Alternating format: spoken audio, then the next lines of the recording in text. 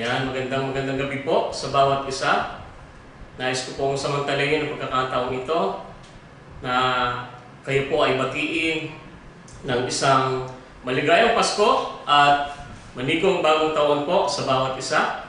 Sa lahat po na sumusubaybay sa ating online prayer meeting, ay patuloy po na samahan din po kayo ng ating Panginoong Hesus sa gabing ito, sa pamamagitan po ng Kanyang Banal na Espiritu, ay patuloy po nating maranasan ang Kanyang pag-ibig, ang Kanyang presensya sa Kapaskuhan po ito. Samahan niyo po kami sa isang pag-aawitan para po sa ating Panginoon. Sige po, at bago po iyon ay tayo po muna ay manalangin. Dakilang Diyos, salamat po sa gabing ito, sa iyong kabutihan sa aming pong mga buhay. At kami po ay nagagalak, Panginoon, at nagsa-celebrate, Panginoon. Bagamat hindi po nasabi sa Biblia ang date ng tunay na Kapaskuhan, ngunit sa araw pong ito, Panginoon, ay sineselebrate po namin ang iyong kapanganakan, Panginoon. At ang bawat isa ay nagagalak, Panginoon, sapagkat sa pamamagitan mo, Panginoong Hesus, ay kami po ay naligtas sa aming pong mga kasalanan. Salamat po, dakilang Diyos.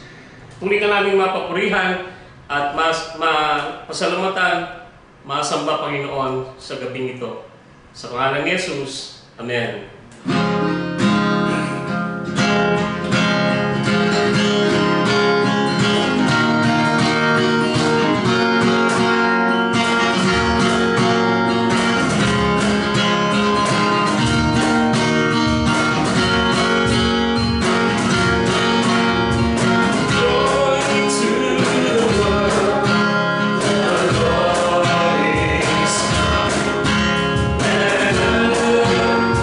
Sing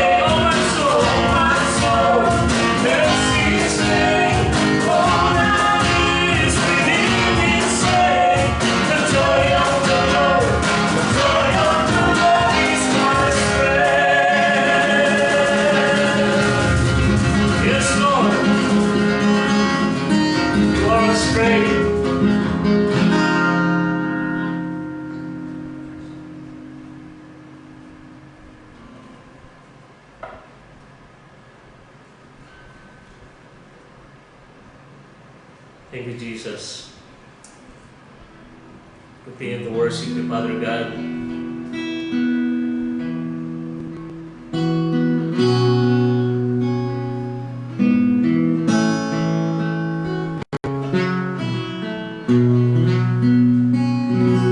I'll break the castle that lay between us.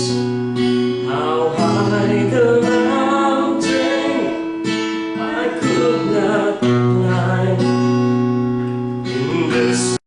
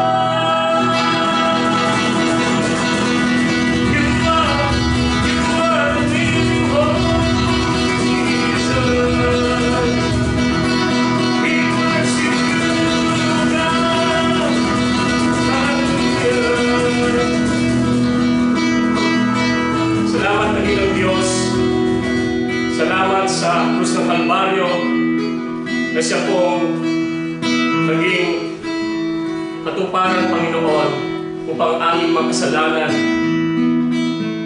ay iyong tubusin, Panginoon. Salamat po, dakilang Diyos. Sa gabing ito, aming pong dalangin ang patuloy mo pong pagkilos sa aming pong mga buhay at sa aming pong pagbubulay-bulay ng iyong salita. Dakilang Diyos, patuloy kang manahan sa bawat isa. Gamitin mo ang mga salitang ito, Panginoon, upang ang aming pong mga pananampalataya ay patuloy na lumakas, patuloy na sumigla, Panginoon, ang aming pong mga buhay, O Diyos.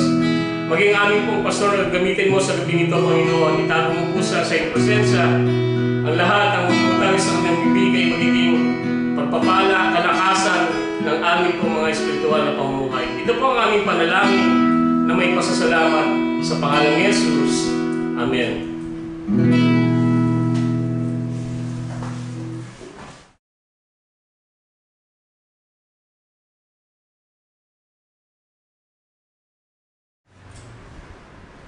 Yan, magandang gabi po sa bawat isa at maligayang Pasko, of course. Salamat, Pastor Rene, sa pag-aawit. At of course, Merry Christmas po sa inyong lahat. Alam ko ay Merry Christmas. Lahat po tayo ay lahat tayo ay busy. Pero of course, hindi natin pwedeng ipagpaliban ng mga ganitong gawain, though eksakto ngayong araw na ito ay Pasko. Ayan. So ngayon po ay pag-aaralan natin yung nilagyan ko po ng title dahil Pasko ay Maligayang Pasko. So ang title po natin sa pag-aaralan ay Maligayang Pasko, na kinuha ko po sa Matthew chapter 2 verse 1 to 12 lang. So hindi ko na po tinuloy yan hanggang dun sa hanggang verse 12 lang po tayo, ano? Makipagbasa po kayo sa akin sa Matthew 2 hanggang 12. After Jesus was born in Bethlehem in Judea during the time of King Herod, Magi from the east came to Jerusalem and asked, "Where is the one who has been born King of the Jews? We saw his star when it rose, come up to worship him." When King Herod heard this, he was disturbed, and all Jerusalem with him. When he had called together all the people's chief priests and teachers of the law, he asked them, "Where's the Messiah was to be born?" "In Bethlehem in Judea," they replied, "for this is what the prophet has written. But you, Bethlehem, in the land of Judah, are by no means least among the rulers of Judah, for out of you will come a ruler who will shepherd my people Israel." Then Herod called the Magi secretly and found out from them the exact time the star had appeared. He sent them to Bethlehem and said, "Go and search carefully for the child. As soon as you find him, report to me, so that I too may go and worship him." After they had heard the king, they went on their way, and the star they had seen when it rose went ahead of them until it stopped over the place where the child was. When they saw the star, they were overjoyed. On coming to the house, they saw the child with his mother Mary, and they bowed down and worshipped him. Then they opened their treasures and presented him with gifts of gold, frankincense, and myrrh. And having been warned in a dream not to go back to Herod, they returned to their country by another route. Father God, we thank you, Lord, for tonight. Salamat dahil ngayong pong araw na ito ay sineselebrate po namin ang inyong kapanganakan, Panginoon. At sa aming pag-aaral, kayo po ang gumabay sa amin. Bigyan niyo po kami ng katalinuhan, kalinawan ng isip. At Panginoon, gamitin niyo po ang inyong lingkod na bilang isang mensahero at ang inyong pangalan ang maitaas, O Lord God. Lord, dalangin ko rin po ang mga nakikinig. Kayo po magbukas sa kanilang mga puso, sa kanilang mga isipan, upang lalo po nilang maintindihan at maging malalim ang kanilang pagkaintindi sa inyong mga salita, O Lord God. Pinupuri ka namin, pinapasalamatan, O God. Jesus' mighty name we pray. Amen. And ang unang tanong ko po rito actually is, paano natin malalaman yung ang Pasko ay malapit na? Sa September, tagulan, may bagyo pa. Pag lumabas na si Jose Marichan.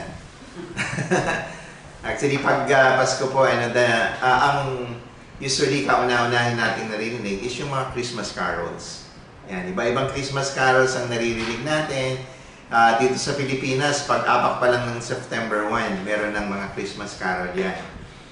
Kaya lang, sabi nga nila, minsan, yung pakikinig, may mga tao na nalulungkot. Even tayo, di ba, pag nakarinig tayo ng mga pamaskong awit, anong nararamdaman nyo? Diba, nagiging excited ka, masaya ka, na malapit na yung Pasko. I really don't know kung bakit kayo masaya. Dahil ba doon sa mga regalo, 13 month? Ngayon, matutunghayan po natin ito na may mga tao pala at maraming tao, majority, na nalulungkot. At hindi natin napapansin yun. Natatangay na lang sila dahil nag-aawitan. Ito ba yung na-experience natin tuwing lumalapit itong Kapaskuhan na ito? Probably yes. For some of you, personal problems are keeping you from experiencing the joy of the season. Kasi sa atin, hindi porket December yan, November, wala tayong problema. Tayo minsan, nakakaranas tayo, hindi minsan, madalas tayo nakakaranas ng problema. At dumarating yun, na Pasko, nandun pa rin yung problema natin. So ito yung nagiging hindrance. Bakit nagiging malungkot tayo, yung iba naman, nagiging very busy, Busy saan? Pag-prepare ng Noche Buena, pag-prepare ng mga exchange gift, mga regalo. Wala namang masama doon, Walang masama doon. Kaya lang, yung pag-prepare natin yun, ang nangyayari is, may stress out tayo. Bibili ng regalo, gusto mo, yung Noche Buena mo, ay may isang lechon ka, do kahit lechong manok lang, at least lechon, So, nagiging depressing yun, instead na ma-enjoy mo yung season of Christmas, may stress out ka, nagkakaroon ka ng maraming ng concern. So ngayon, ang tawag doon ay disillusionment or kawalang kasiyahan. Christmas is not unusual thing, hindi unusual to. We get so hyped with expectations about Christmas. Pag sinabi mong Pasko, ano yung una mong naiisip? Regalo. Pagbibigayan. At sa mga nagtatrabaho, bonus. 13 month. Yan yung lagi natin. Yun ba yung nagiging kasiyahan natin? What if hindi ka nabigyan ng bonus? What if hindi ka nabigyan ng 13 month? What if, eksaktong December, nawalan ka ng trabaho? What if, yung ina-expect mo during this month, during this season, ay hindi mo nakuha? What will happen? Ito, pumapasok, yung sinasabi natin, kawalang kasiyahan. So, tingnan natin. What can you do this Christmas to avoid yung walang kasiyahan na yun? Or yung disillusionment, ang tawag sa English. Kawalang kasiyahan.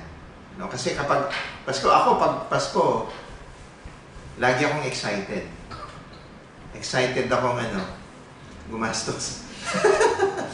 Wala na akong 13 month So excited na lang magbigay ng regalo.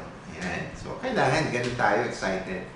Pero yun ba yung kailangan na maging excited? Excitement natin. Tingnan natin ngayon, paano natin may iwasan yung kawalang kasiyahan na yun? How can you improve your level of joy dun sa Christmas? So, may level of joy tayo, The answer is found in the story of Magay in Matthew 2. Makikita natin, tingnan natin ano yung naging kasiyahan at magiging kasiyahan natin sa pag-aaral natin dito. Kasi nakasentro dito is yung tatlong Magay. Correction lang po, hindi sila hari. They are wise men. They are wise men from the east. So sila po, nakita nila yung star, itong istorya, that indicated meron ng the new king of Israel is born. Wanting to honor him with gifts. So gusto nilang pumunta doon at magbibigay sila ng regalo. Ano yung mga regalong yun? Mamaya matutunghayan natin. They set out on a journey following the star to find the newborn king. Itong sinasabi nilang newborn king na ito is ang ating Panginoong Jesucristo. Hari ng mga hari. So, doon sa attitude ng mga wise men ito, the events that surrounded their journey, we see, makikita natin dito yung level of joy nila nung ipinanganak. Kasi, they are from the east eh. So, medyo malayo-layo yung biyahe nila. So, siguro, hindi naman sila tatlo lang eh. Siguro, sa sobrang layo niyan, may mga kasama sila. May mga caravans, mga ano, hindi lang sila tatlo. So, yung kagalakan, kasiyahan, na pupuntahan nila ang hari ng mga hari, which is Jesus Christ, is ganun na lang kataas. Bakit? Malayo. So, di ba tayo from afar, mga family natin, kahit malayo yan, ano? Kasi ako natatandaan ko during the time when I was still young, nasa grade school pa ako nun, grade 2 or grade 3. Ang kamag-anakan namin nasa San Pablo City. No? So, pag sabi kong, ay puntahan natin yung mga tito-tita natin sa San Pablo City, hindi na ako makatulog sa gabi kasi sobrang excited ko. Bakit? Kasi maraming aginaldo doon tsaka lanchones. So parang gano'n na lang ka-excited ng mga ano ito, yung mga bagay na to. So, excuse me. May tatlong lessons that we will learn from this story. So ano itong mga lesson na ito upang maiwasan natin yung kawalang kasiyahan. Excuse. Unang-una, what do you seek? O ano ang hinahanap mo? Kagaya ng tatlong bagay. Anong hinahanap nila? Where do you look? Saan ka naghahanap? At yung pangatlo, what do you give? Ano ang ibibigay mo? Hindi natin. Tatlo lang yan. So magiging point natin to. Ito yung magiging main point natin, yung tatlong ito. What do you seek? Where do you look? And what do you give? Anong hinahanap mo? Saan ka naghahanap? At ano ang ibibigay mo? Una, what do you seek? Your level of joy at Christmas is directly related to what is you seek. Kung ano yung hinahanap mo. So dito rin makikita mo kung ano yung level ng kasiyahan mo ngayong Kapaskuhan kung tama yung hinahanap mo. What is you want to get out of Christmas? What is what you would like Christmas wonderful and satisfying? Paano magiging satisfying sa iyo ang Pasko? Ito ba yung yung get together ng family? Pagkain? Yung ba yung magiging saya mo? Yung reunion? O so yung reunion yan eh. A feeling you define as a holiday spirit. Sinasabi nila pag holiday spirit na ganyan, hindi yung kasiyahan. Finding the right present to give. Yung matatanggap mo yung gustong regalo mo. Getting the present you have been hoping for. Oh, cellphone. Iniisip mo, iPhone. Tapos pagbigay sa'yo, Oppo. The problem with all this is that they can leave us disappointed. Bakit? Halimbawa, hindi natuloy yung reunion. Yung hinihingi mo regalo, hindi na naibigay sa'yo. So, ano mangyayari sa'yo? You will going to have a disappointment that will lead to mawawala yung kasiyahan mo. Have you ever had that kind of experience? Di ba meron? Lalo na pag bata ka. Oh, di ba nung bata ka? Ako kasi nung bata ako, alam nyo, pangarap ko magkaroon ng go-kart. Alam mo yun? Yung go-kart na may 4 yung gulong, tapos pinipidal mo. Hindi ako nagkaroon. Hanggang tumanda ako, hindi ako nagkaroon ng go-kart. Tapos yung Paskong yun, binigyan ako laruan. Matchbox. Sabi ko sa loob-loob ko, ano gagawin ko dito? Hindi ko naman nasasakyan. So nawala yung kawalang kasiyahan ko during that Christmas. So, ang problema is not yung Pasko actually. Ang problema is yung expectations natin. Kasi yun yung hinahanap mo eh. Yun yung ina-expect mo. Kaya nadidisappoint ka, nawawala yung kasiyahan mo because you have a higher expectation. What kind of expectation? Which is the material expectations. Yun yung nawawala. At ang hinahanap natin is the wrong thing. Yun yung magiging kasiyahan natin na hinahanap natin ay mali. Kaya nagiging... So, the Magi show us increase our level of joy at Christmas by looking for the right thing. Diba? Sabi ko nga sa inyo, you are looking for the wrong thing, magiging malungkot ka. Hindi ka, kasi may expectation ka. Ang expectation mo, ito. Pero ang naibigay sa'yo, ganito. So, mawala ang kasiyahan mo. So, makikita natin dito, paano natin may increase ang level ng kasiyahan ngayong Pasko by looking for the right thing. Kagaya ng tatlong bagay na ito. So, anong to? They came to Jerusalem. Makikita natin to sa sa verse 2 actually. What was it they were looking for? Ano yung hinahanap nila? Sino ang hinahanap pala nila?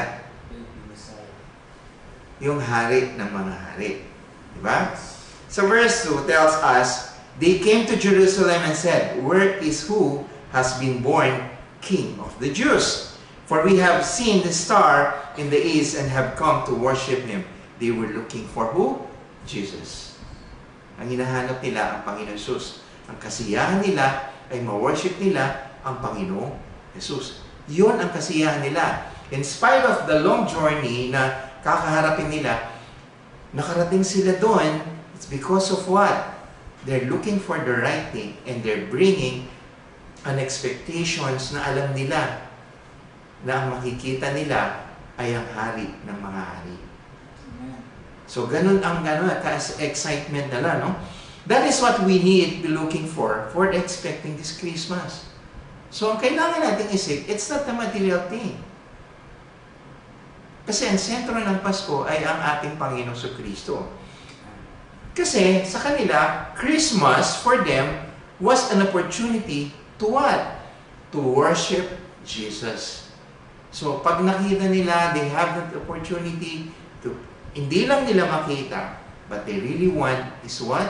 To worship Jesus. So, an experience of worship, a fresh glimpse of who was born King of the Jews. Gusto nila self-experience. Sila mismo ang makakita sa Panginoon Jesucristo upang kanilang mapurihan. So, ganun yung nila. Kung ang goal po natin, is to worship Jesus, then I doubt if you're going to have this disillusionment or yung kawalang kasiyahan.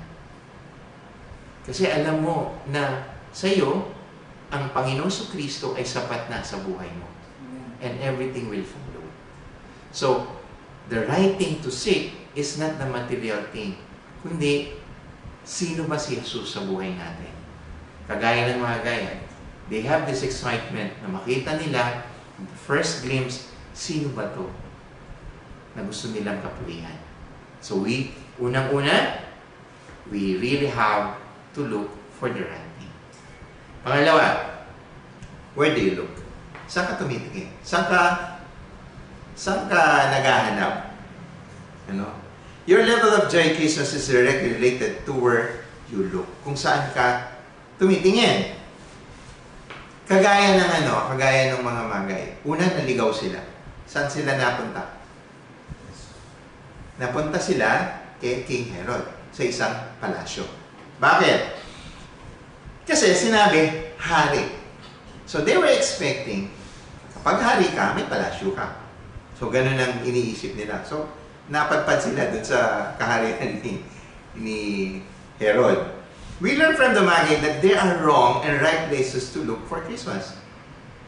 So, nagtanong nga sila doon, They started by looking in the wrong place.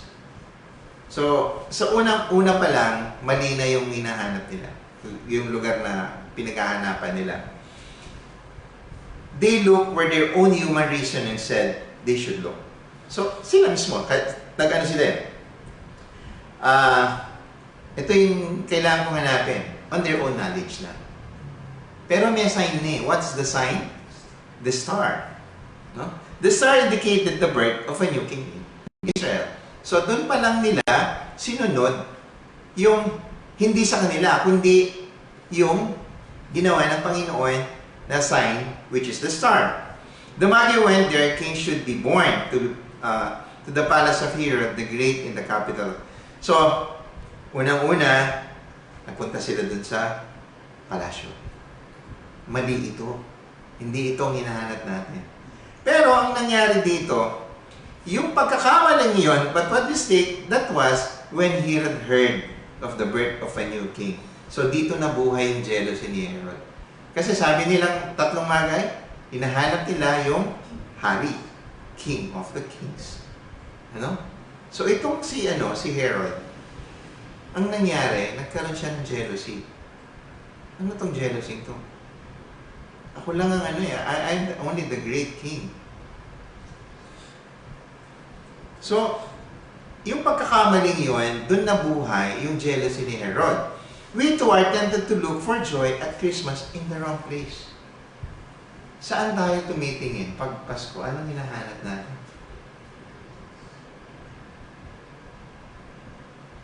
Sa tingin niyo, anong hinahanap? We think by getting or giving the right gift, we will be satisfied. Sa una, yes. That's the human factor. Kapag sa una pa lang, binigyan ka ng regalo, masaya ka. But after a while, pagkalipas ng araw, panahon, sino na nakatanggap ng regalo ng cellphone?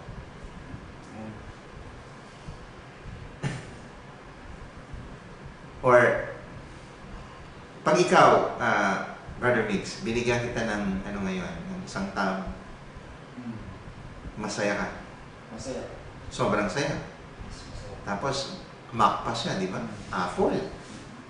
But after a while, nawawala na yun eh. Naluluma, di ba? Until such time na hindi ka na excited. Kapag bagay, excited ka eh. So we think getting or giving the right gift, we will be satisfied. Yun ang lagi nating reasoning.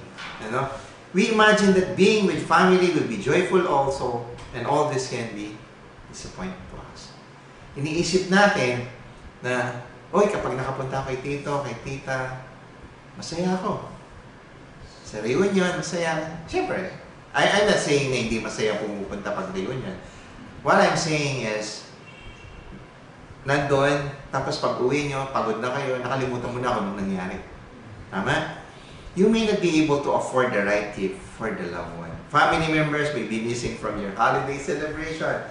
So ako, pumunta ako sa tita ko, kahit malayo, excited ako, expect ko, bibigay na, pag ginaldo sa akin, 1,000, pagdating ko, binigay sa akin 100. Ako, sabihin ko, tita, kuripot mo. Di ba? Nawawala yung excitement mo. If you're looking for these things for joy, you may be left with a feeling of disillusionment. O yung walang kasiyahan. So kailangan, tingnan natin kung ano dapat, saang lugar tayo pupunta. Anong lugar yon? Kasi, ang nangyayari, hinahanap natin yung ibang, alam niyo yung, bigla ko naalala, yung kasiyahan dati nung ako'y isang ahente. Kapag may problema or pagkatapos nung sales meeting namin, kapag masaya yung boss namin, dinadala kami sa may Quezon City. Sa Pegasus. Pegasus yata yun, parang gano'n. Ako, umiiwas na ako. So, parang sa kanila, that place is for happiness and excitement in their life. Tingnan nyo, uminom ka, kinabukasan, sakit ang ulo mo. If you are looking for these things, joy, you may be left with feelings. Sabi ko nga, yung walang kasiyahan. So, ito yung tinitingnan natin, yung gawa lang ng mga tao. So, ang tanong ko sa inyo, ano kailangan mong ibigay? What do you have to give? Your level of joy Christmas is related to what you also give. Kanina, ang hinahanap natin ay yung tinitingnan natin, hinahanap natin. At ngayon, kung ano ang ibibigay naman natin. So, yung Magay, anong binigay nila? Unang-una, ang alam lang natin, binigay nila regalo. Di ba? Pero hindi lang regalo ang binigay nila. Can you imagine? Hindi wala namang trend nun eh. Wala namang kotse, wala namang motor, or kung walang eroplano. They spend a lot of time. Siguro taon. So, mula nung mabalitaan nila yon, kasi makikita natin at the later of the verses, hindi naman nila nakita si Jesus Christ, hindi lang doon sa sabsaban. Wala na siya doon. Nasa isang bahay na siya. Kasi it took them months, years, though it's not stated sa Bible kung ilang taon yun, ilang buwan. But can you imagine? Siyempre, malayo sila. Bibiyahe yan. Siguro taon. Kaya nga si Herod, nung nag-utos siya na magpapatay, it starts what? 2 years below. Yun ang mga pinapatay niya. So, una, oras ang binigay nila. Pangalawa, nagbigay sila ng tamang regalo. Bakit natin sinasabing tamang regalo? Yung tatlong regalo kasing ito ay meron silang kanya-kanyang ibig sabihin. The gifts they gave were entirely appropriate. They gave gold. Unang-una, ginto. Anong ibig pakahulugan ng ginto? By giving and acknowledge that Jesus was and is the King. Kapag tayo ay nag-offer ng regalo at ang regalo mo ay mataas, mataas ang value or anything, means you're giving to the high society. Ito, binigyan ng ginto, meaning you're giving a gift to a king. Pangalawang regalo, anong binigay? They gave frankincense, a gift for a priest. This was an incense the priest used in temple. By giving and acknowledge that Jesus was a priest, the one who would bring us to God. Siya ang magdadala sa atin sa Diyos Ama. Ang Panginoong Kristo lamang. Pangatlo, ano yung binigay na regalo? The myrrh. Ano itong myrrh na to? Isang langis. This was a fragrant ointment. Used to anoint the body before burial. By giving it, they acknowledged that Jesus had come to die for the sins of the world. So, doon pa lang may propesya na ang Panginoon Jesus ay mamamatay. Para sa ating sa ating mga kasalanan. So we ought to give appropriate gift this Christmas as well. So kailangan tayo din. Alam natin kung anong ibibigay nating mga regalo. So alam ko na, ibibigay ko regalo sa inyo. Not about material thing, but it's about more important things. Ulitin ko po. It's not about material things, but it's about more important things. Ano yung mas importante na kailangan nating ibigay? Una, we ought to give the gift of our love and kindness to our friends and family. Hindi lang pumunta ka doon, dahil sabi ko nga sa inyo kanina, yung expectation mo, bibigyan ka ng regalo. Kung nawala yun, malungkot na. Dahil hindi nabigay sa iyo yung tab na gusto mo. Hindi nabigay yung gusto mong aginaldo. Malungkot na.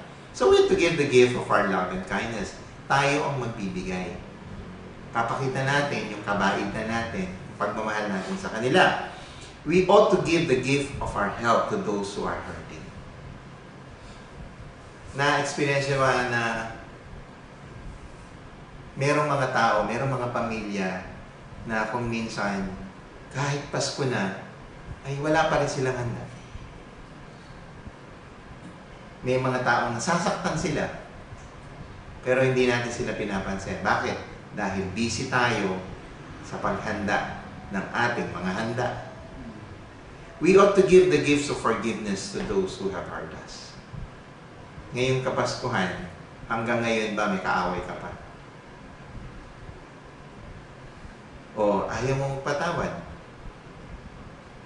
You know, kasi kung titingnan po natin, bakit ipinanganak ang ating Panginoon Kristo? Dahil sa ating kasalanan. Giving this kind of gifts will result in a joyous and meaningful Christmas. Tingnan natin. Dito na ako magtatapos. Yung conclusion ko dito, what are you giving for Christmas this year? Ano sa tingin mo ibibigay mo? Ako alam ko, ibibigay ko tuwalya. Reveal yung regalo ko. Bawal ba magbigay ng tuwalya? Music? May nakasulat ba doon? Wala naman, di ba? So, kung sino ang pinibigyan ko, anong regalo ko sa inyo? So, what are you giving for this year? So, why not consider giving what? Yourself. Kanino? Not just for the Lord. Give your time to your family. Share. Share the Word of God. So, yun yung una mo. Give your time to your family. Ako, guilty ako dito. Laging kasama ko yung pamilya ko. Alam niyo, pag nag-start na ako mag-share sa kanila, isa-isa nagpupulasan. Kunwari, punta ng CR, yung mga ganun. At the end of the day, ako na lang nakaupo doon sa mesa. Kasama ko yung mami ko, nakikinig lang siya sa akin. Pero yung mga kapatid ko, wala na sa tabi ko. Give your compassion to the hurting. Pakita natin kung ano ang ibinigay na pag-ibig ng Diyos sa atin, yun din ang ipakita mo na pag-ibig doon sa mga taong nasasaktan. Give your forgiveness. Bakit? Gawin natin. Sabi pag isang Kristiyano daw, teka, may tanong pala. Ano ba expectation mo bilang isang Kristiyano? Bakit gusto mong, bakit sinabi mo, I want to be a Christian. I would like to be born again. Bakit? Relationship with God. Relationship. Right? Salvation. Salvation. So pag sinabi mong salvation, are you expecting something? Relief. Relief? Alam niyo, most of the Christians, ang lagi nilang gusto ko maging born again. Bakit? Gusto ko maging Kristiyano. Bakit? Lagi mo tinatanong, bakit? Yan ang sagot nila. Would like to go to heaven. Lahat naman gusto pumunta sa heaven. Pero kung yun ang thinking mo, medyo nakatalilis tayo ng konti. It's better for us to be Christ-like. Yung heaven, that's our destination if we follow Christ. So kailangan, bilang isang Kristiyano, we really have to follow Christ. Kasama natin si Jesus Christ doon sa pupuntahan na, which is heaven. But that should not be our objective. Pupunta lang tayo sa langit. Yun, hindi yun. Kailangan objective natin is to be Christ-like. Kung ano ang itinuro sa atin ng Panginoon, yun yung i-apply natin sa buhay natin. That's why I'm saying here, give your forgiveness and give your heart to who? To Jesus. Wala nga akong sinulat dito. I will follow Jesus so that I can go to heaven. Hindi. That's a consolation sa atin. Yung pagpunta natin sa langit, that's a consolation. So, ang objective natin bilang isang Kristiyano is to really follow Jesus. Follow His teachings. The gospel. Yun yun. Kasi yung pagpunta natin sa langit, that would be our destination. Pag yung pangalang buhay na natin. So, hindi yun dapat na maging ano lang natin. Hindi lang yun yung, kasi, ang nangyayari kasi is, our first objective is to go to heaven. And there's nothing wrong na gusto mong pumunta sa heaven, you know? But, ang kailangan po natin, our main objective is to be Christ-like. To follow yung mga utos niya. Yan. Kung anong itinuro niya sa atin. No? Kaya nga sabi ko, yung pinakakuli ko dito, and give your heart to Jesus, which is what? Our salvation. No? When you look the right thing, you look in the right place, and you give the right gift, you will have joy at Christmas. So dito, dito na pumapasok yung kasiyahan natin. Kaya nga sabi ko nga po sa inyo kanina, no? So paano natin may iwasan yung kawalan ng kasiyahan ngayong Pasko? Kasi yung material things, kagaya nga ng sabi ko, kung hindi na ibigay sa iyo, because your expectation is this much, and they give you only this much, yun, wala na yung kasiyahan mo, mawawala ka.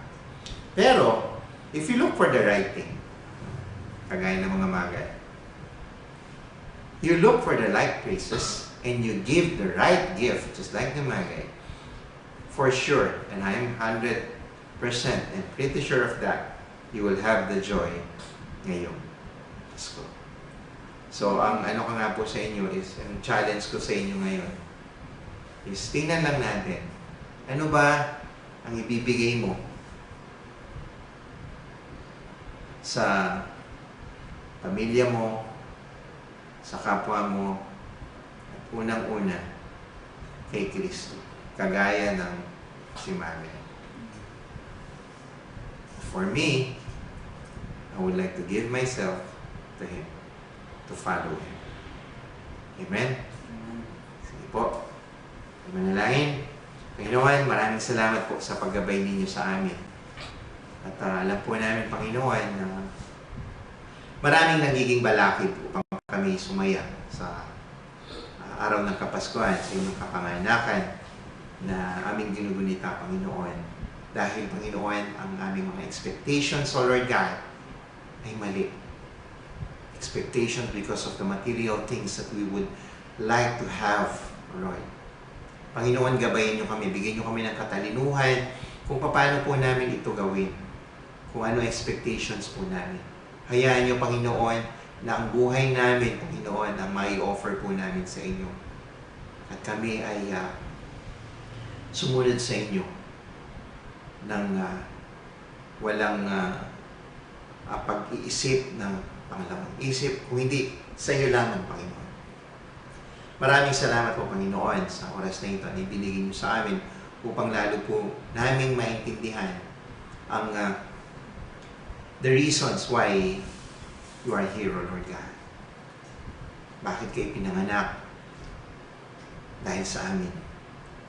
Para sa aming salvation, Lord God. Because of your love and grace sa amin. Maraming salamat po, Panginoon. Pinupuri ka namin, pinapasalamatan. Jesus, mighty name, pray. Amen. Magandang gabi po sa bawat isa.